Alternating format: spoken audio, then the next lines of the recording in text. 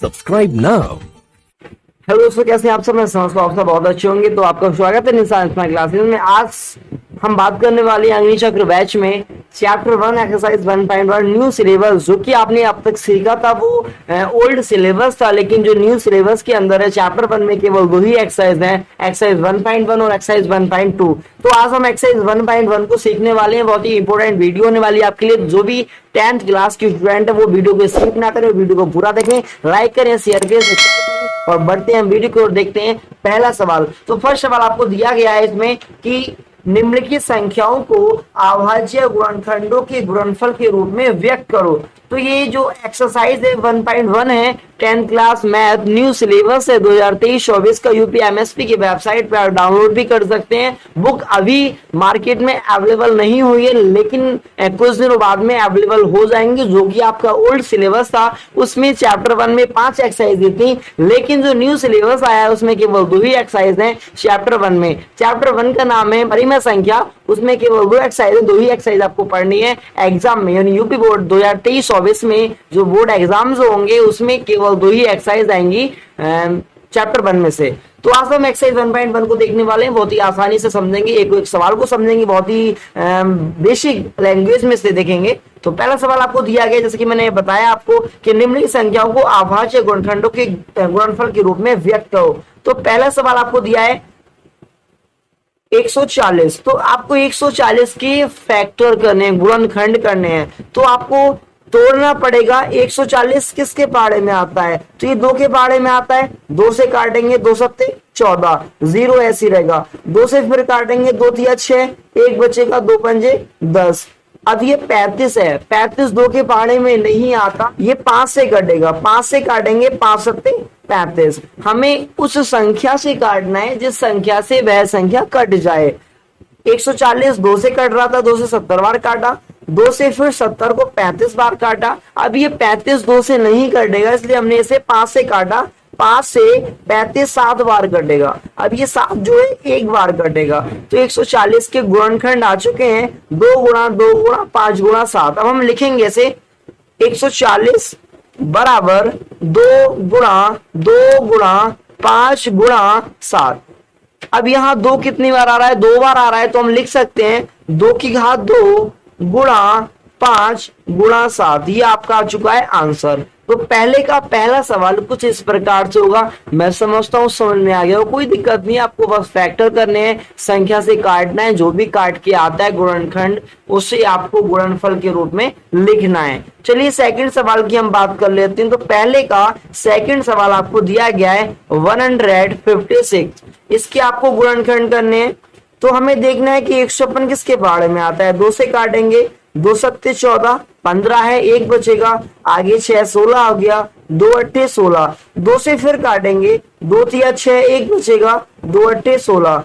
अब ये 38 है, 38 2 के पहाड़े में आता है। 2 से फिर काटेंगे, 2 एकम 2, यहाँ पर 3 है, 1 बचेगा, 2 नम होते हैं 18, 19 बार। अब ये 19 जो है केवल 19 के पहाड़े में आता है, 19 किसी और संख्या से नहीं कटता। तो ये 19 जो है वो 19 से 1 बार कटेगा। तो हम लिखेंगे 156 बराबर जो आया है, जो संख्या आई है 2 गुणा 2 गुणा 2 गुणा 19, इसे हम लिखेंगे 2 गुणा 2 गुणा 2 गुणा 19। अब ये 2 जो है वो 3 बार आया है, तो 2 की घात कितना हो गया? 3 हो गया, गुणा 19 ऐसे रहेगा। ये क्या आ चुका है? आपका आंसर आ चुका है। बढ़ते हैं पहले के तीसरे सवाल की ओर और देखते हैं तीसरा सवाल आपको दिया गया है 3825।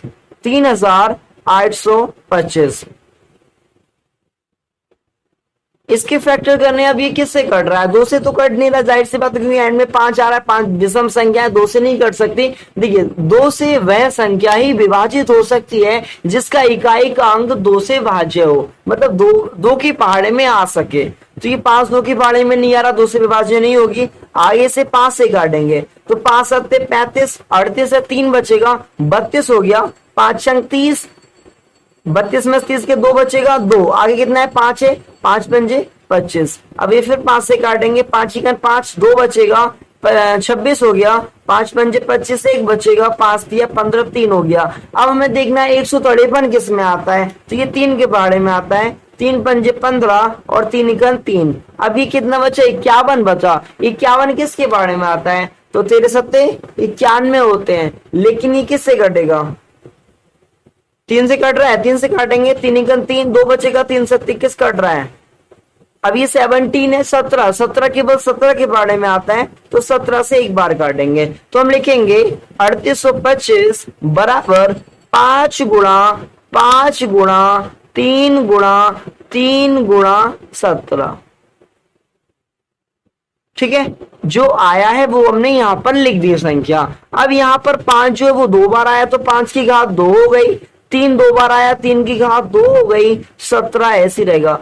तो कुछ इस प्रकार से आपका आंसर यहाँ पर आ चुका है। तो मैं समझता हूँ आपको समझ में आ रहे होंगे, समझ में नहीं आ रहे तो आप दोबारा बताइएगा, आपको दोबारा बताने की कोशिश करेंगे। आगे जो इसका 4th सवाल दिया गया है, 4th सवाल में आपको दिए 5005 और 5th सवाल में आपको दिए 7429। ये दोनों सवाल आपको खुद करने हैं और अपने आंसर को कमेंट बॉक्स में बताना है कितना आपका आंसर है। बाकी बढ़ते हैं इसके सेकंड सवाल की ओर। तो सेकंड सवाल आपको दिया गया है, पूर्णांकों के गुणनफल युग्मों के एचसीएफ और एलसीएम ज्ञात कीजिए तथा इसकी जांच कीजिए कि दो संख्याओं का गुणनफल एचसीएफ गुणा एलसीएम है। आपको पहले एचसीएफ निकालना है, फिर एलसीएम निकालना है, फिर आपके जो उत्तर आता है उस उत्तर की जांच करनी है। जांच करने के बाद ही आपका बिल्कुल इक्वल आंसर बैठेगा और फिर आपको पूरे नंबर दिए जाएंगे। तो सेकंड सवाल हम उतार लेते हैं यहां पर। तो हमें क्या करना है, एचसीएफ निकालना है, एलसीएम निकालना है और उत्तर की जांच भी करनी है। चलिए, तो सेकंड का पहले सवाल की बात करूं, आपको दिया गया है 26 और 91, 91, 26 और 91 आपको दिया है। इन दोनों संख्याओं को आपको एचसीएफ निकालना है, एलसीएम निकालना है, उत्तर की जांच करनी है। तो 26 के पहले आप फैक्टर कर लीजिए एक तरफ को। तो 26 जो है 2 के पहाड़े में आएगा, 2 कम 2 तो 6। अब ये 13 जो है केवल 13 के पहाड़े में आएगा। ठीक, आगे 91 है, 91 जो है वो 2 के बारे में नहीं आता, 3 के बारे में नहीं आता, ये 7 के बारे में आता है। तो 7 कम 7, 8 9 2 बचेगा, 7 या 21। अब ये 13 के बारे में आता है। ठीक, एचसीएफ निकालने के लिए आपको दोनों की अलग अलग गुणनखंड करने पड़ेंगे, लेकिन एलसीएम निकालने के लिए दोनों संख्याओं को एक साथ रख के उसके बाद में उसके फैक्टर करते हैं। यहां से 26 जो आया वो कितना आ गया, 2 × 13 और 91 जो आया वो कितना है, 7 × 13। अब एचसीएफ कैसे निकलता है आपको पता होगा। देखिए, एचसीएफ जो होता है ना वो दोनों में कॉमन चीज आती है। अब ये कॉमन चीज क्या है, तो कॉमन 13 इसके पास भी है, इसके पास भी है, 13 26 के पास है, 13 91 के पास है। तो एचसीएफ कितना आ चुका है आपका, 13 एचसीएफ आ गया। ठीक है, पहला आंसर। हमें क्या निकालना है, एलसीएम निकालना है। तो एलसीएम निकालने के लिए दोनों संख्याओं को आपको एक साथ रख के काटना पड़ेगा। अब ये दोनों संख्याएं किसके बारे में आती हैं, तो ये 13 के बारे में आती हैं। 13 दूनी 26, 13 सत्ते 91। अब ये 2 है और ये 7, ये किसी एक के टेबल में नहीं आते हैं, दोनों संख्याएं अलग अलग टेबल में आती हैं। तो पहले आप 2 से काट लीजिए, 7 ऐसे रहेगा। अब 7 से काट लीजिए, तो यहाँ पर 1 1 1, जब तक 1 1 1 ना आ जाए तब तक आपको काटते रहना है। तो एलसीएम जो आएगा आपका, वो जो संख्या यहाँ पर आई है वो आ जाएगा। तो 30 यानी 13 गुणा 2 गुणा 7, 13 दूनी 26, 26 सत्ते कितने होते हैं, 7 6 42 2 लगा 4, 7 दूनी 14 और 4 18, यानी 182 आ चुका है आपका एलसीएम। तो एचसीएफ आ गया और एलसीएम आ गया। अब हमें क्या करनी है, उत्तर की जांच करनी है। तो उत्तर की जांच कैसे करते हैं, उत्तर की जांच करने के लिए आपको दोनों संख्याओं की गुणा क्या करना है, दोनों संख्याओं की गुणा बराबर आना चाहिए एलसीएम गुणा एचसीएफ के। यदि मैं एलसीएम की गुणा एचसीएफ से करता हूं और उन दोनों संख्याओं की आपस में मल्टीप्लाई करता हूं तो दोनों के मान सेम आना चाहिए। अगर सेम आ रहा है तो आपका सवाल सही है, वरना सवाल में आपने कहीं गलती करी है। तो 26 गुणा 91 बराबर एलसीएम कितना आ चुका है आपका 182 और एचसीएफ कितना आ चुका है आपका 13। अब 91 की गुणा आपको करनी है 26 से, तो पहाड़ा पड़ेंगे 6 × 6 9 × 54, 2 × 2 9 दूनी 18, छह छह, 8 5 कितने हो गए 13 का 3 हासिल 1, 1 और 1 2, तो आपका आ चुका है 2360। अब आपको 182 की गुणा करनी है 13 से, तो 13 दूनी 26 से लगा 2, 13 मतलब 3 से काट दो, 3 दूनी 6, 8 से 24 लगा 2, 3 का 3 और 2 5, 2 8 1 6 6 8 2 10, 3 लगा 1, 2366, 2366 ये आ गया और 2366 ये आ चुका है। यानी दोनों का जो मतलब मान आया है वो सेम आया है, तो हम कह सकते हैं कि हमारा एचसीएफ और एलसीएम दोनों सही हैं। अगर इन दोनों की मल्टीप्लाई और इन दोनों की मल्टीप्लाई आपस में बराबर आता है तो आपका सवाल बिल्कुल सही है, वरना सवाल में आपने कहीं गलती करी है। जब हमने 91 की गुणा 26 से करी तो 2367 आ गया, 182 की गुणा 13 से करी तो भी इतना आ गया, दोनों सेम है। 2366 और 2366 दोनों सेम है, आपका आंसर सही आ चुका है। बढ़ते हैं सेकंड सवाल की ओर।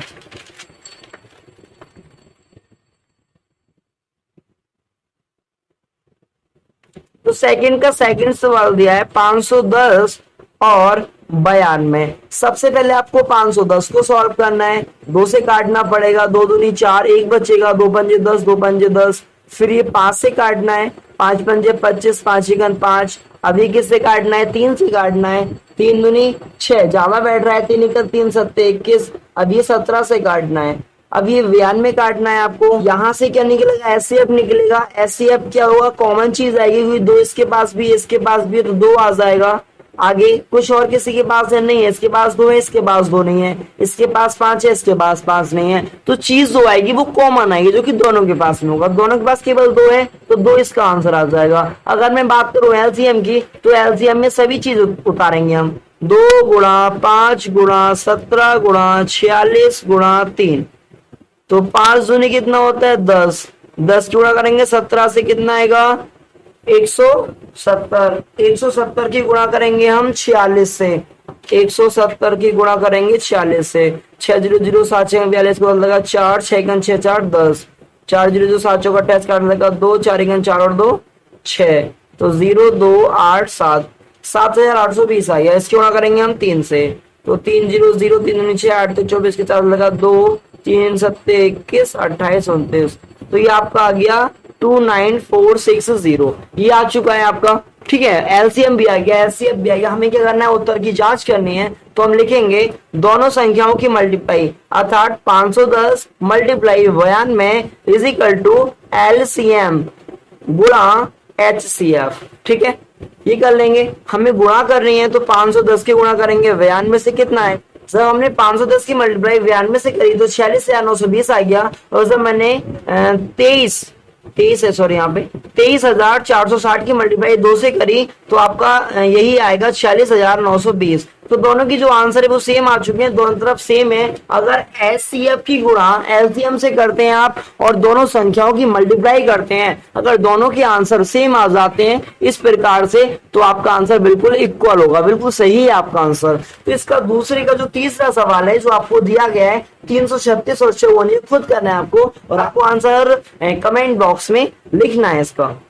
आगे तीसरा सवाल दिया गया अभाज्य गुणनखंड विधि द्वारा निम्नलिखित पूर्णांकों के एचसीएफ और एलसीएम ज्ञात करो। आपको इसी प्रकार से निकालना है इसके एचसीएफ और एलसीएम। तो पहला सवाल दिया गया है 12 15 और 21, आपको इन तीनों का एचसीएफ और एलसीएम दोनों ही निकालने हैं गुणनखंड विधि से अर्थात फैक्टर करके। तो पहले हम एचसीएफ की बात कर लेते हैं, तो 12 का निकालते हैं, 12 के फैक्टर करते हैं, 2 से कटेगा 2 छंग 12, 2 से कटेगा 3 बार, 3 से कटेगा 1 बार। देखिए एचसीएफ आप अलग निकाल लीजिए, एलसीएम अलग निकाल लीजिए ताकि सवाल गलत ना हो, क्योंकि मतलब कि कभी कभी क्या होता है मतलब एलसीएम एचसीएफ दोनों एक साथ निकालने की जब हम निकालते हैं तो हम सवाल गलत कर लेते हैं गलती से।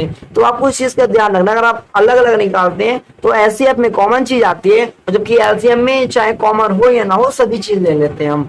तो यहाँ पर हम पहले एचसीएफ निकालने जा रहे हैं, तो 15 को काटेंगे, 3 से कटेगा, 3 पंजे 15, 5 से काटा 1 बार कटेगा, 21 जो है वो 3 से कटेगा, 3 सत्ते 21, 7 एकन 7। अब 12 जो आएगा वो 2 गुणा 3 आ जाएगा, 15 जो आएगा वो आएगा 3 गुणा 5, यहाँ पर 21 जो आएगा वो आएगा 3 गुणा 7। अब एचसीएफ में जो आता है, एचसीएफ में जो आता है वो क्या आता है, कॉमन चीज आती है जो कि तीनों के पास में। अब आपको देखना है 3 इसके पास भी है, 3 इसके पास भी है, इसके पास भी है, तो 3 क्या आ जाएगा, 3 आ गया। आगे इसके पास 2 है, इसके पास 2 है, नहीं है ना, इसके पास भी 2 नहीं है तो 2 नहीं आएगा। 7 इसके पास है, इसके पास नहीं है, 7 नहीं आएगा। कहने का मीन्स ये है कि जो भी संख्या आप लेंगे वो तीनों के पास होना अति आवश्यक है। अगर है तो आप एचसीएफ में लेंगे, वरना नहीं लेंगे। तो आपका एचसीएफ कितना आ चुका है, 3 आ चुका है। आगे मैं बात करता हूँ एलसीएम की, तो एलसीएम में आपको तीनों संख्याओं को एक साथ उतारना है। उतारने के बाद में अब आपको देखना है कि तीनों संख्याएं किसके टेबल में आ रही हैं। अभी 12, 15 और 21 ये तीनों ही संख्याएं 3 के पहाड़े से कट रही हैं, तो 3 से काटा 3 चौक 12, 3 पंजे 15, 3 सत्ते 21। आगे 4 है, ये 5 है, ये 7 है, ये तीनों संख्या किसी एक के टेबल में नहीं आती, अलग अलग के टेबल में आती हैं। तो आप पहले 4 से काट दीजिए, 4 एकम 4, 5 ऐसी रहेगा, 7 भी ऐसी रहेगा। आगे 5 से काट लीजिए तो 5 एकम 5, 7 ऐसी रहेगा। अब आप 7 से काट लीजिए, जब तक यहाँ पर 1 1 1 ना आ जाए तब तक आपको काटते रहना है। जब 1 आ जाएगा 1 1 तो आपको नहीं काटना, फिर जो भी आपका यहाँ पर आता है उस चीज को आपको लिखना है, उसकी मल्टीप्लाई करके आपका एलसीएम आ चुका होगा। तो 3 गुणा 4 गुणा 5 गुणा 7, तो 3 सौ कितना होता है, 12 होता है, 12 पंजे 60 होता है, 60 सत्ते 420 होता है। तो हमारा आंसर आ चुका है, एलसीएम भी आ चुका है और एचसीएफ भी आ चुका है। मैं समझता हूँ आपको समझ में आ गया होगा। तो एलसीएम एचसीएफ निकालने के लिए अगर आपको अभी भी समझ में नहीं आया तो हमारी एक वीडियो और है एचसीएफ एलसीएम के ऊपर, आप वो देखें और बेसिक से स्टार्टिंग से समझें, ताकि एलसीएम एचसीएफ होता क्या है, मतलब किस प्रकार से सॉल्व कर सकते हैं। और एचसीएफ एलसीएम आपसे आना अति आवश्यक है, क्योंकि इसमें से एक या 2 सवाल बोर्ड एग्जाम 2024 में जरूर पूछे जाएंगे, इसलिए आपको सीखना ही पड़ेगा 110%। और आपको इस वीडियो में नहीं तो अगली वीडियो में जो मैंने सिखाई है पहले एचसीएफ एलसीएम वाली वीडियो, उसमें अगर आपने वो देख ली तो आपको 100% एलसीएम एचसीएफ आपसे आ जाएगा। आपको टेंशन लेने की आवश्यकता नहीं है। फिर भी कोई दिक्कत हो तो आप कमेंट बॉक्स में कमेंट करें, मैं आपके कमेंट का रिप्लाई जरूर दूंगा, ठीक है। बढ़ते हैं फिर नेक्स्ट सवाल की ओर। तो आपको इसके 2 पार्ट्स और दिए हैं, दूसरा तीसरा ये खुद करने हैं, नहीं होते फिर आपको बताएं। देखो जब तक आप खुद सवाल नहीं, देखिए मैथ है, मैथ प्रैक्टिस मांगती है, मैथ आपसे जब आएगी जब आप प्रैक्टिस करेंगे। जब तक आप खुद पेन नहीं चलाएंगे मैथ आपसे नहीं आने की, तो प्रैक्टिस आपको करनी, मैं ओनली सिखा ही तो सकता हूँ। तो चौथा सवाल आपको कुछ इस प्रकार से दिया गया है, देखते हैं चौथा सवाल को सॉल्व करते हैं।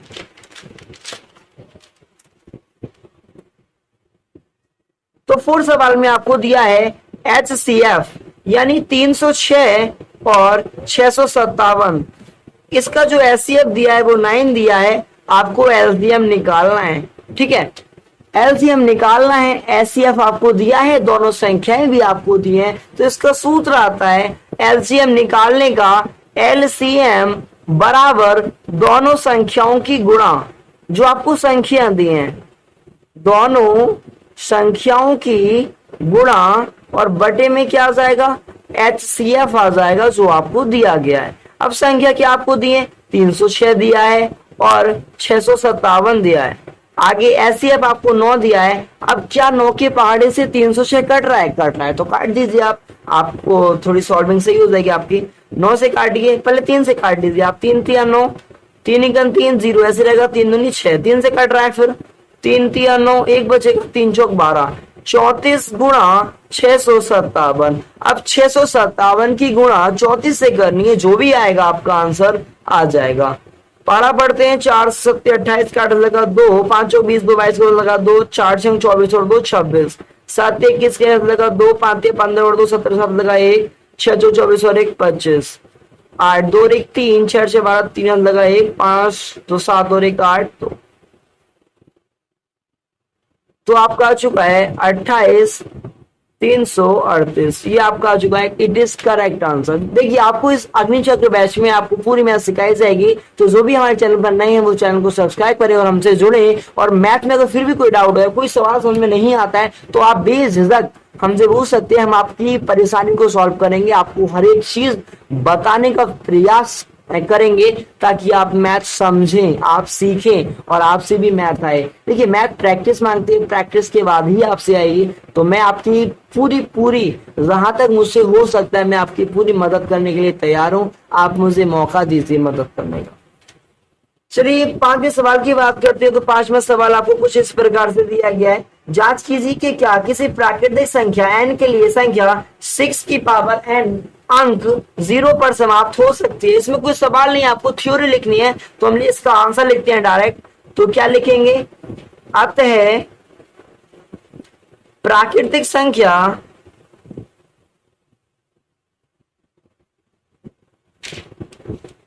n के लिए 6 की पावर n अंक 0 पर समाप्त नहीं होगा। क्यों नहीं होगा? क्योंकि 6 की पावर n के गुणनखंड 2 गुणा 3 की पावर n होते हैं, जिसमें 0 का कोई स्थान नहीं है।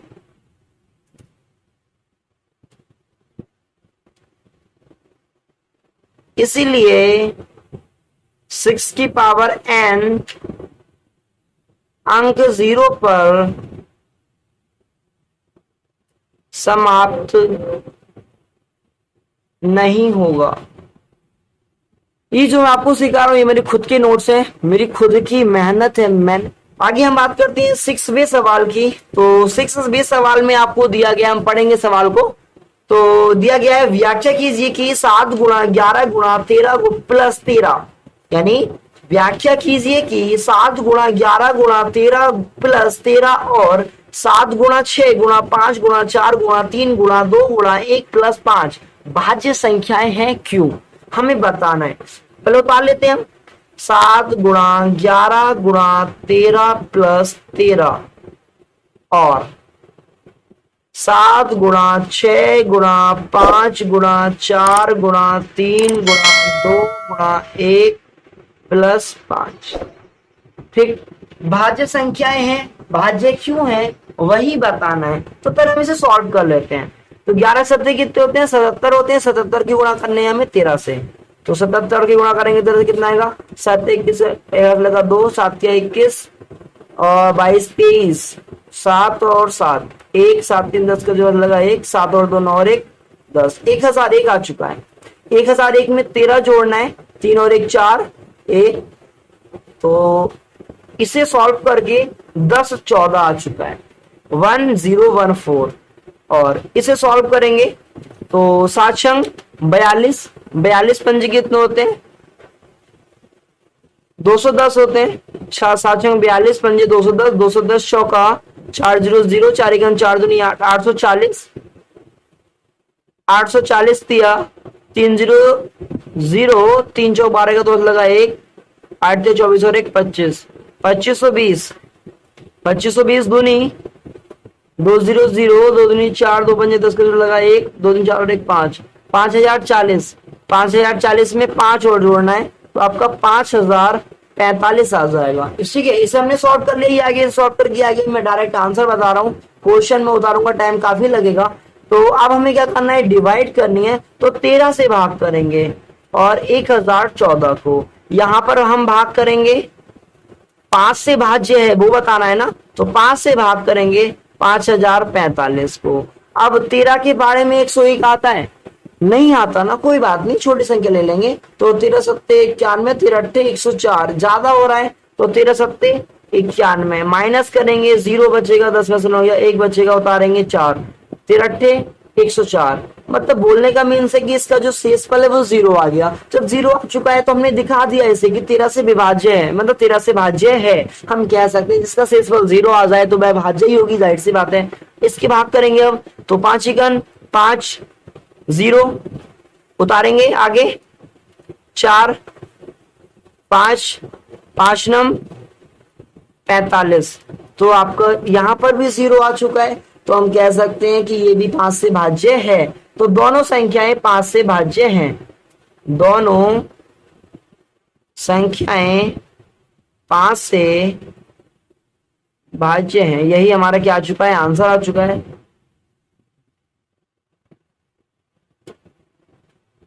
यहाँ पर एक जीरो, जब हम दो संख्या उतारते हैं एक साथ तो एक जीरो लगाते हैं, ये वाला जीरो यहाँ आ गया, जब हम दो संख्या उतारेंगे एक जीरो लगा लेंगे, ठीक है। तो बोलने का मीन से हमारा जो शेष वाले वो जीरो आ चुका है, तो हम कह सकते हैं कि दोनों संख्याएं 5 से क्या है, मतलब ये 5 से भाज्य है और ये संख्या 13 से भाज्य है। तो बोलने का मीन्स ये है कि दोनों ही संख्याएं भाज्य संख्याएं हैं।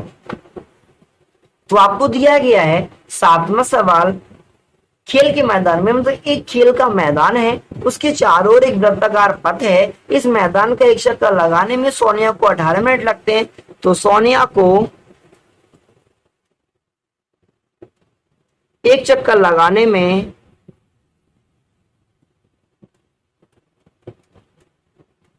लगा समय 18 मिनट, ठीक। आगे उसी मैदान का एक चक्कर लगाने में रवि को 12 मिनट लगते हैं। रवि को एक चक्कर लगाने में लगा समय 12 मिनट,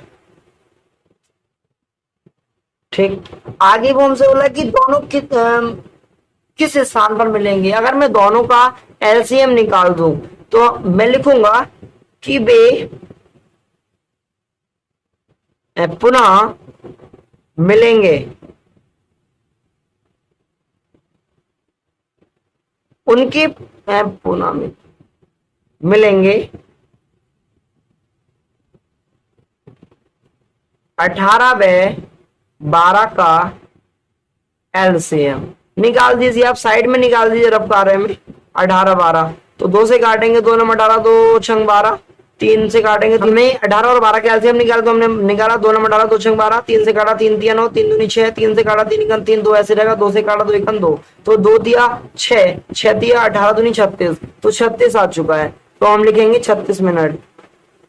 तो आते हैं वे दोनों 36 मिनट बाद मिलेंगे।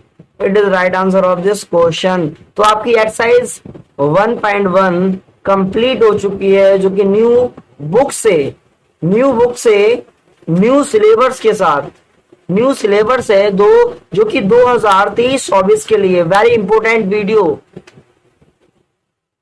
एक सवाल आपको समझना है, करना है, उसके बाद में कोई डाउट होता है, कोई दिक्कत होती है आपको पूछना है, मैं आपके सभी सवालों का आंसर दूंगा।